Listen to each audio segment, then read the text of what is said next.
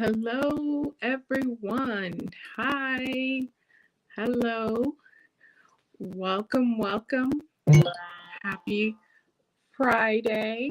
Happy end of the week. I hope your week was very well. I hope things you things were well this week. And welcome to the show, Q&A with Dr. Mercy. Hello, everyone. Well, before I get started on our topic, um, I wanted to know, um, where you guys are I'm actually viewing this from. So if you could please write in the comment section where you're viewing it from. But anyways, good evening. Happy Friday. Welcome to another session of Q&A with Dr. Mercy. I'm Dr. Mercy, and we're going to talk about a very serious topic.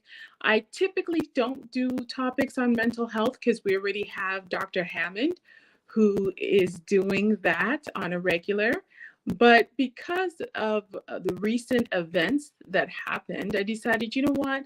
Let's go ahead and check in with our mental health. Not only that, but because of the holidays, and there's a lot of people who get triggered, and their symptoms or mental health gets worse during the holidays. I definitely decided that, you know what? Let's talk about this. This is really important. So, hi, Angela. Hi, Angela Moore. You're viewing from Texas. Awesome. Um, Bruce Lucas, Newport News. Newport News. Okay. Is that a city or is that a news station? But hey, welcome. Sharon Taylor, Katy, Texas.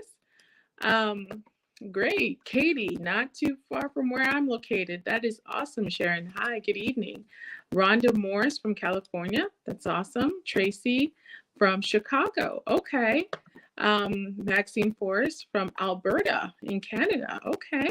All right. And Maryland. Wow. Okay. Florida. That's awesome. New Jersey. Welcome. India. Ooh, okay. Dr. Kata. Okay, that's great. And from Virginia, I believe that is. Good evening. Good evening from San Francisco. Thank you, Miss Anderson. Good evening. Good evening. Texas. Um, Lambert from the UK. Okay.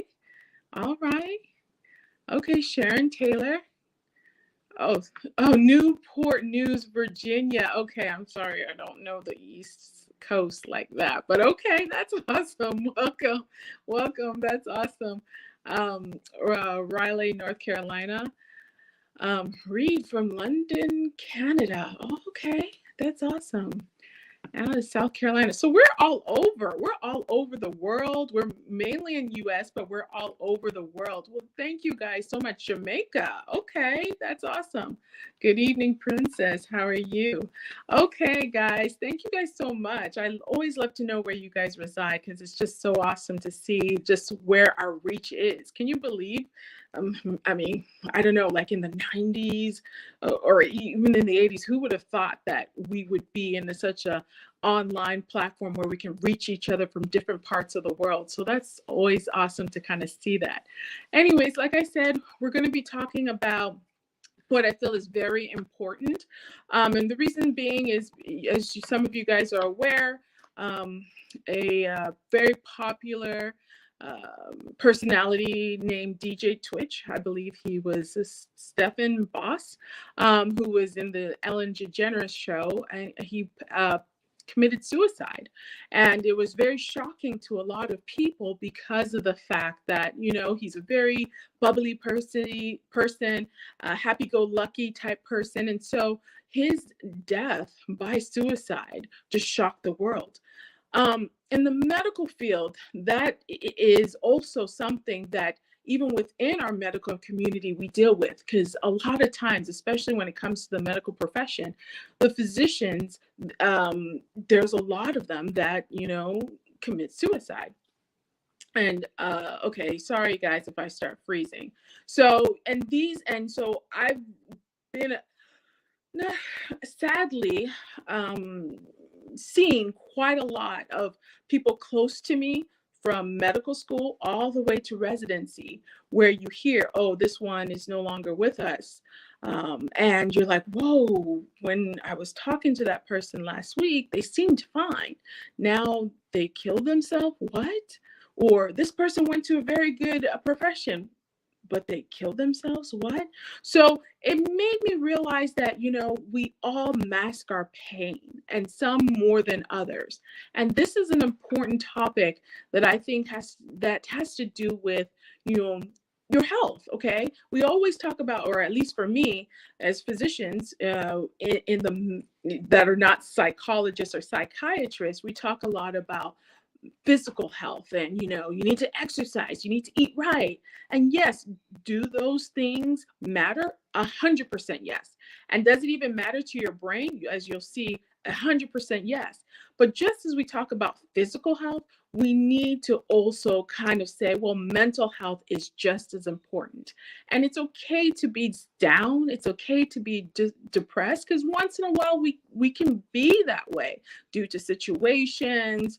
We're stuck in a rut, or, sometimes hormonal, sometimes just for a number of things.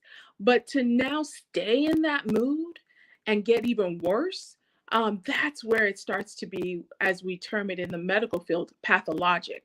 So we want to make sure, just as we want to take care of our physical health, that the brain is part of that physical health. And we should also want to take care of our mental health.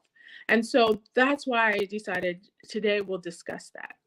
Okay, so I'm going to go ahead and put the slides that I created for that. Just a moment. All right. And if you guys have any comments, please make sure, if you have any questions, make sure to jot them down on the comment section. Also, like this video, this live, also share it, so that anybody who, is suffering from any mental health disorders, they can also learn from this as well. Okay. All right. So before I get into that, I just wanted to also just do some housekeeping announcements. As I've been talking about. Yes, I'm sorry. Let me just answer a question. Yes, Ms. Thomas, we will definitely have this on the BWE platform, the Black Women Empowerment platform. It's either in LinkedIn, in YouTube, or in the Facebook community. So either of those three, you'll see this live recording. So yes, I hope that addressed your question. Okay, so before I get into it, we have this 2023 Water Challenge that we're going to start January 15th, okay? And this is a way for us to kind of start afresh. It's a new year. So one way for us to kind of do a positive change with our body is kind of pay attention to the amount of water intake we're doing, okay? Or we're consuming, rather. Water is so important to us. The majority of our being is water. And I've noticed, as a physician who goes to the hospital, who takes care of patients who are hospitalized, there is a large number of conditions that could have been avoided had that person just drank an adequate amount of water. Example, passing out spells, or even these recurrent urinary tract infections. So I felt that, one of the first challenges that I want to do for myself and extend it to the BWE community is, let's do a water challenge. Let's, for 30 days, focus on how much water that we're consuming and making sure we consume the daily water requirement. As you guys always know, or as you guys probably know, it takes about 2 weeks to develop a habit. So we're doing it in 4 weeks. So hopefully by the end of the 4th week, you can see how you feel at the beginning of the challenge until the end of the challenge. So if you are interested in doing this water challenge, please email me your name at waterchallenge2023@gmail.com. Again, email me your name at waterchallenge2023@gmail.com. In the beginning of the month, in January, I'm going to be sending out the specifics when it comes to this challenge, and I'm super excited, and I hope you join me. Okay, and so it begins. Let's talk about our mental health, and particularly the disorders when we do not adequately take care of our mental health. And when I say that, I am not saying that all the time you get depressed or suicidal thoughts and it's all related to you not taking care of your mental health. Some of it could just be genetics, but a majority of it is treatable. Okay, and so let's talk about it from the standpoint of it being treatable for you.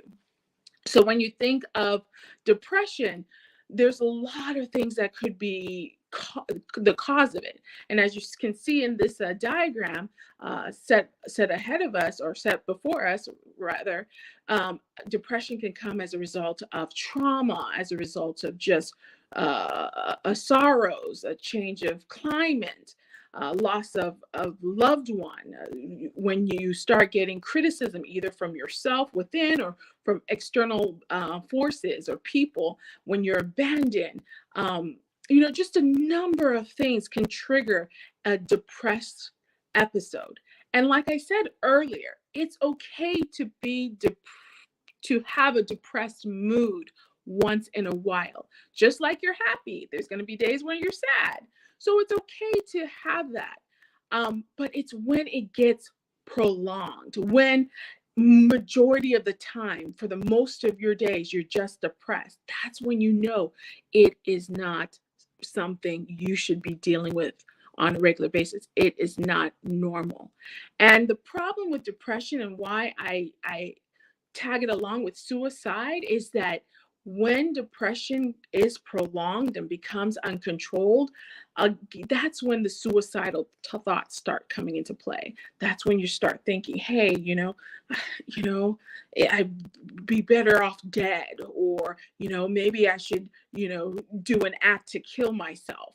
And that's when you're starting to get to that severe end. Okay, now we want to prevent that from happening. So I want to tell you more about, the different causes of depression. When you have a depressed mood, again, it could be because of external forces. It could be the loss of a job, a loss of a friend, or just a situation.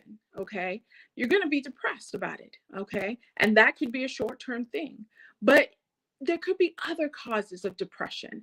And as you see in this slide, there's numerous causes. And so when you feel that depressed mood and you feel like, oh my goodness, it's never going to shake off, that may not be. Okay.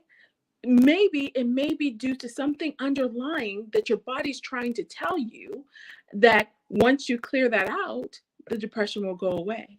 So the causes, well, the first cause that I wrote down is it could be genetic. And if it is genetic, you know that your mom had it, your grandmother had it, your great great grandmother had it, and now you have it. Okay, well, then that's just something that you can't control. And what's the next step? The next step will be to get clinical treatment for it.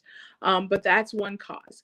Another cause is, your childhood, or even some form of abuse. You may have experienced physical abuse, sexual abuse, even emotional abuse, and it led you to this state of being depressed.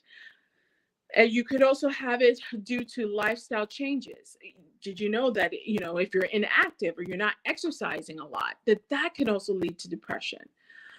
Even you not being able to keep a good sleep hygiene can lead to depression. So you're not waking up or getting up at regular times after sleep, or you not going to sleep at regular times, can cause your body to just feel very, lack of a word, warped.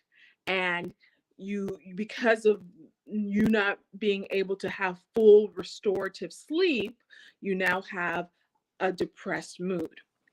It could be due to addiction. If you're addicted to alcohol or any of the other substances, that could also lead to depression. Another cause that I pointed out there is nutrition. What people don't know is sometimes nutrition can cause you to have depression. So like a low folate or low omega-3 fatty acids, if you have those can lead to depression. And while we're on the subject, exposure to certain toxins can lead you to depression. So if you have high mercury levels or lead excess in your body, or even copper or arsenic, these are things that you're like, where can I get that? Sometimes you can get it due to your environment. If you're next to a chemical plant, or that could, you're inhaling all those pollutants that they're spewing out, that can cause it. Or as we saw, it could be water contaminants, as we saw in certain states that had water contaminants, and people were having I'm trying to think, lead toxins. So it could be stuff like that.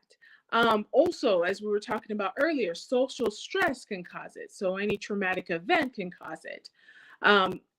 Another cause is any medical condition. So if you have advanced cancer, if you have hypothyroidism, even diabetes can cause this. And then lastly, which you can't see, is medications. That's very, very common. Medications can actually cause this as well. So certain medications can, one of their side effects is having a depressed mood. So before you think, oh man, why am I so depressed, and you start beating yourself down because of it, just think, hey, is my body trying to tell me something? Is there something, that is not going on correctly? And start seeking help for it, whether it's a mental health professional or whether it's your medical provider. Start seeking help so that they can help you tease out what it is exactly that's causing your depression. And if we can correct it, great. And if we cannot, that's fine. We can give you medications for it. So what are the symptoms of depression? Is it just the depressed mood? No, there are other symptoms. So I just wanted you guys to be very aware of what we consider the symptoms of depression. So of course, it's a depressed mood. You feel it most of the day. But besides that, it's a loss of interest and pleasure in most of any activities, or even all activities. So things that you used to have pleasure in, you no longer have pleasure in anymore. It's also having symptoms of either sleeping too much or sleeping too little. You can also have significant weight gain or weight loss. You can feel very irritable or agitated when you're depressed or have depression. You can also feel fatigue or low energy. And then you can also have the feelings of just difficulty with concentration, not being able to think or make any decisions. Another thing is you can have thoughts of worthlessness. You can have excessive or inappropriate guilt. And then, like we said, it can lead to having these recurring thoughts of wanting to kill yourself, or suicidal ideations, meaning thinking of wanting to kill yourself or actually attempting to do so. So these are the symptoms of depression. If you have a majority of these symptoms, definitely get some mental help, okay? Go to a provider, whether it's a medical provider or a mental health professional, and seek assistance. If you have suicidal thoughts, you definitely need to seek assistance ASAP. So if you're feeling like, oh my gosh, I want to kill myself, go to the nearest hospital and get treatment. Go to the nearest hospital, get treatment. It is not worth it. It is not worth it. What I've learned in life with the number of years that I have lived is the following: this too shall pass. Whatever it is, it will pass. If you are feeling stressed because of certain situation, it will pass. And I've always told, just like I just like I tell my patients all the time. Well, it's actually told, because I did this past tense, but just like I tell my patients all the time, whenever you're in a stressful situation, and a lot of them sometimes like, I don't know, I can't stop thinking about it. I'm just so anxious about this. I don't know what to do. I said, well, what you want to do is first calm down. Okay. You just want to just calm it down. Okay. Realize, especially, that this will pass. Okay. Focus on just being okay with what's going on in your presence now. If you have to just think about, just being calm for the next hour, think about being calm for the next hour. Think about being calm for the next day. Think about being calm for the next day. Even if you have to take it minute by minute, just take life as slowly as you can. Don't allow pressure, don't allow guilt, don't allow emotions to overwhelm you. And a lot of them are always receptive. And as I am a Christian, I do know that, God is the protector. And you say a simple prayer and say, Father God, I am really stressed right now. Please, God, please take control of this situation so that I may be able to do your will. In the name of Jesus, in Jesus' name, amen. And allow your faith to now take over, to say, you know what? God's got this. I don't need to stress no more. God has this, and He has my corner. He knows what's best for me. He will not allow me to go through something if it was not for me to go through, and He will allow me to make it on the other side. There's a lot to do with faith. Faith is very, very, very important, not only for your physical health, but also for your mental health. This too shall pass. So, besides calming yourself down, besides telling yourself, that you too can do this, if you are in a mental crisis, there are helplines out there that you can go to help you, because sometimes you're just way too overwhelmed that you're like, I cannot do this. I cannot do this on my own. I need help. And if you feel suicidal or have any suicidal or feel like you want to attempt to kill yourself, definitely don't do it alone. You need to call someone. So the 211 line, I actually literally got this from their website. This is a number within the United States where you can call for assistance if you have, any,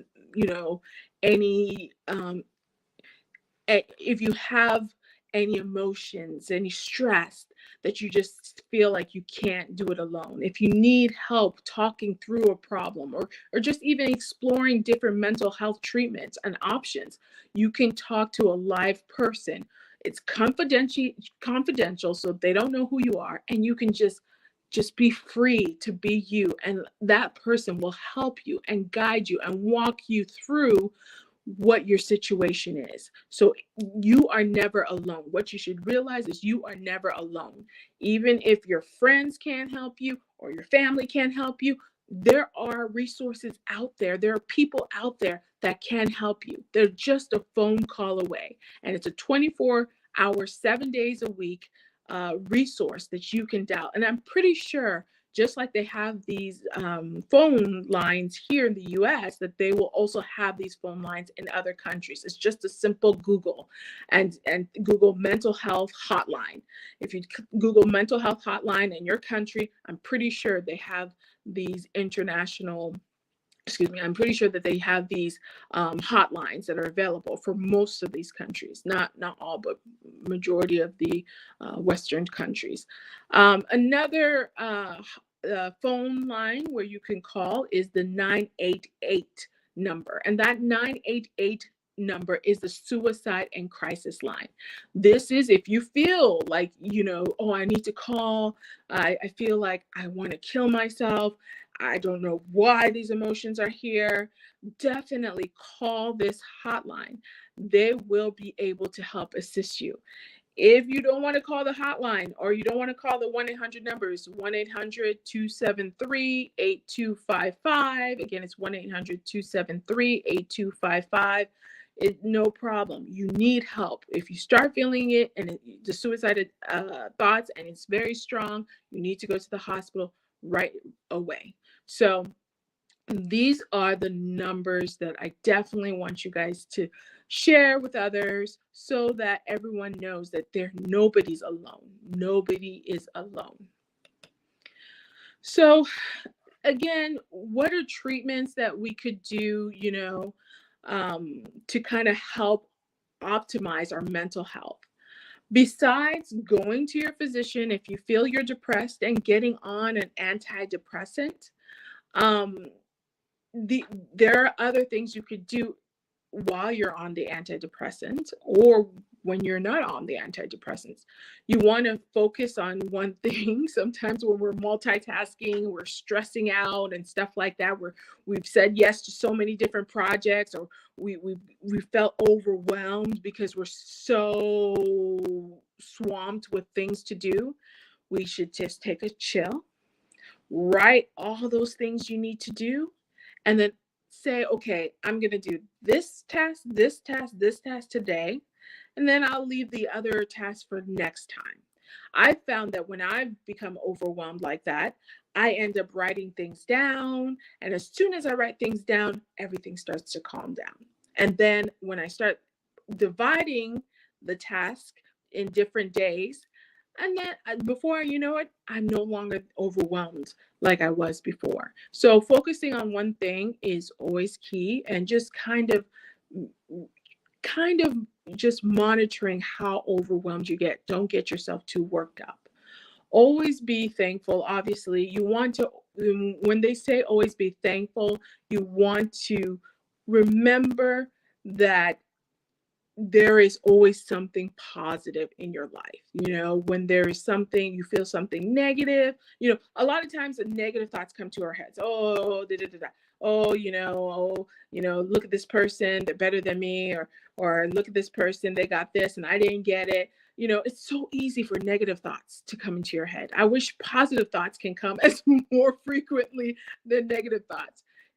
So find a way to now switch your brain whereby you're now focusing on the positive, right? So that would be maybe positive affirmations, maybe writing things down. I am smart. I am beautiful. I am a highly successful person. So start writing different affirmations that you can tell yourselves on a daily basis. And you may be like, oh, this is just so like stupid to be doing. But no, it is a way for you to internalize positive energy. And that way, that can also help rewire your mind to stop dwelling on the negative and now focusing on the positive. Be open to talking with someone. I will be the first one to say that I see a psychologist. I am open to talking to someone. I'm open to talking about my situations because I know that mental health is key. So be open to talking to someone. Keep in mind, even though you're open to talking to your family and you're open to talking to your friends, they are not trained medical professionals. So don't be surprised if their reactions are not the typical reactions you would want to see or you would like to hear. Be open to talk to a mental health professional, whether it's a psychologist or a counselor or even a psychiatrist. Just be open to that. When they say sport, what they mean is exercise. As you see, from what I talked about previously, exercise, lack of exercise actually is one of the reasons why people become depressed. So obviously, if you start exercising, that can be able to help improve your mood. Sleeping on time, again, if you sleep on time and you wake up on time, that will help improve your mood. And lastly, don't forget to rest. So in light of what happened this week with that gentleman who committed suicide, I believe one of the reasons why he got to that point is he was suffering in silence. Don't suffer in silence. If anything that you got from this talk if you got anything from this talk, it would be stop the silence. Let's start talking. Let's start talking. Let's start talking. Let's start talking. I love the fact that nowadays mental health is starting to be less of a stigma, but we should still keep on talking. Don't be afraid to talk to someone. Reach out to to either, if it's your friends and your family that you think are your supportive system, or reach out to a mental health provider. So I hope we learned, especially because of this recent event, that we should stop the silence. Don't suffer in silence. Start talking. So again, here are the numbers that I talked about earlier. And if you guys have any questions, let me see. I don't think so. If you have any questions, feel free to jot them down in the comment section. Even after the replay, I will make sure to answer them. But if you don't, have a good and wonderful weekend and happy holidays. Don't stress out now. And have a good time until next time. Bye.